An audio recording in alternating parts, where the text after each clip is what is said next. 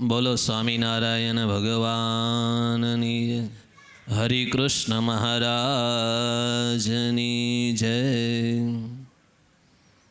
અનંત કોટી બ્રહ્માંડના અધિપતિ ભગવાન પુરુષોત્તમ નારાયણ, અમારા ગુરુવર્ય સદગુરુ ધ્યાની સ્વામી આ ગુરુવંદના મહોત્સવના મુખ્ય વક્તા એવા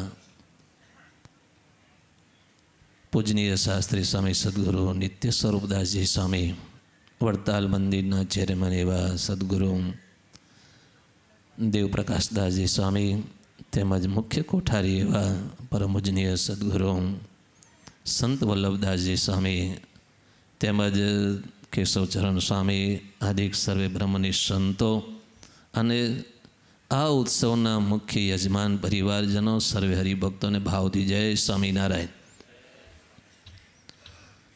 વાલા ભક્તો, મોટા મોટા સંતોની જે ગાથાઓ ગાવીને એ બહુ મોટા પુણ્ય હોય ને ત્યારે એવા મોટા સંતની ગાથાઓ ગાઈ શકાય છે. આપણા ભાગ્ય છે કે આવા સંત આપણને પ્રાપ્ત થયા અને આપણા જીવનની અંદર કંઈક રોનક લાયા છે. જો આવા મોટા સંતનો જો આપણને યોગ ન થયો હોત, આ વડતાલની અંદર અને આ વિરસદ ગામની અંદર આવા સંત જે 40-50 ગામની અંદર સત્સંગ કરવા વિચરણ કરે, એકલા હાથે કાર્ય કરવાનું, છતાંય હરિભક્તોના ભાવને પૂર્ણ કરવા એક ભગવાનને આપે અને ભેગા ભેગા માલપુડા બનાવીને દૂધપાક બનાવીને જમાડે પણ ખરા. આ મોટા સંતની એક અલૌકિક લીલાઓ છે. એને જેટલી ગાઈએ ને એટલી ઓછી છે, પણ આપણા ભાગ્ય છે કે આપણને આવા ભગવાન પુરુષોત્તમ નારાયણ એને ઓળખાયા. એ આપણે જીવનની અંદર કાયમને માટે દ્રઢ કરીને રાખજો કે આ સંતોએ આપણને દાખલો કરીને ભગવાન ઓળખાયા છે, સાચો રસ્તો દેખાડ્યો છે. તો એ રસ્તે આપણે ચાલ્યા જશું ને તો આપણા માટે પણ અક્ષરધામ અહીંયા જ છે. શાસ્ત્રોમાં લખ્યું છે ભગવાન મળવાને બહુ દુર્લભ છે. ગમે એટલું કાર્ય કરે પણ ભગવાન મળવાને બહુ દુર્લભ છે. આપણા અહોભાગ્ય છે કે આપણને એવા ભગવાન ઓળખાયા. નહીંતર સંતોએ લખ્યું છે, વૃંદાવનની અંદર લાલાબાબુ હતા ને, મહારાજ વખતે એને 7 કરોડ રૂપિયા વાપરીને મંદિર બનાવેલું ને એની વ્યવસ્થા ગોઠવેલી. આ નંદ સંતો આપણા ગયા ને ત્યારે લાલાબાબુને મળ્યા ને અને સત્સંગ કરાયો, ખૂબ ભગવાનના મહિમાની વાતો કરી અને એ લાલાબાબુને એમ કીધું, તમે અમારા ગુરુ સ્વામિનારાયણને એકવાર મળો. તમે આટલું મંદિર માટે આ મહિમા સમજીને કાર્ય કરો છો, તો અમારા ગુરુ સ્વામિનારાયણ ભગવાનને એકવાર તમે મળો. 1.5-2 મહિના સુધી સત્સંગ સંતોએ કર્યો, આજુબાજુ ગામડામાં વિચરણ કર્યા. અને પછી લાલાબાબુને એમ કીધું, અમે જઈએ છીએ તો અમારી ભેગા આપ પણ પધારો, અમારા ગુરુના તમને દર્શન થશે. ત્યારે લાલાબાબુએ એમ કીધું, મારાથી અત્યારે નીકળી શકાશે નહીં. એક અત્તરની શીશી આપીને એમ કીધું કે આ અત્તરની શીશી આપજો અને મારી યાદ આપજો.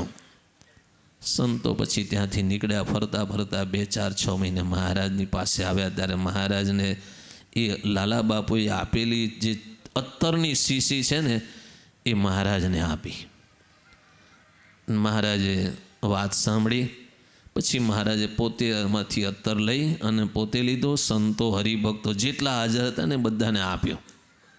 પછી એ સંતોએ મહારાજને હાથ જોડીને પૂછ્યું કે મહારાજ એક પ્રશ્ન પૂછીએ. મહારાજ કે પૂછો. મહારાજ, એ વૃંદાવનની અંદર 7 કરોડ રૂપિયા વાપરીને મંદિર બનાવે અને અમે 2 મહિના સુધી એની સાથે સત્સંગ કરીએ અને એ સમયે અમે એને એમ કીધું કે હલો અમારા ગુરુના દર્શન કરવા માટે, તો એ ન કેમ આવી શક્યા? ત્યારે ભગવાને એક લીટીમાં જવાબ આપ્યો. મહારાજ કે એના હજુ એટલા પુણ્ય નથી કે એને અમારા દર્શન થાય, અમારો યોગ થાય એટલા હજુ એના પુણ્ય નથી. મહારાજ કે લાલા બાબુના કરતાંય જેના ઝાઝા પુણ્ય હશે ને ત્યારે એને આવા ભગવાનને, આવા સંતોને એના દર્શન થશે, એ વિના નહીં થાય. એમ આપણા કેટલા ભાગ્ય હશે કે આપણને વડતાલ વિહારી હરિકૃષ્ણ મહારાજ, લક્ષ્મીનારાયણના દેવના આપણને દર્શન થાય અને આવા સંતો આપણને સાચો માર્ગ આપી અને આપણા જીવનને કંઈક પરિવર્તન આપે છે. તો જાજો સમય નહીં લેતા આવા વિસદની અંદર આવા મહારત્ન જેની આજ 50 વર્ષ પછી પણ આપણને એની સુવાસ અનુભવાય છે, એ સંતોએ એમનું જીવન સત્સંગની અંદર ઘસી નાખ્યું છે ને ત્યારે આજ આપણે 50 વર્ષ પછી પણ એની ગુરુવંદના ગુણ ગાઈએ છીએ.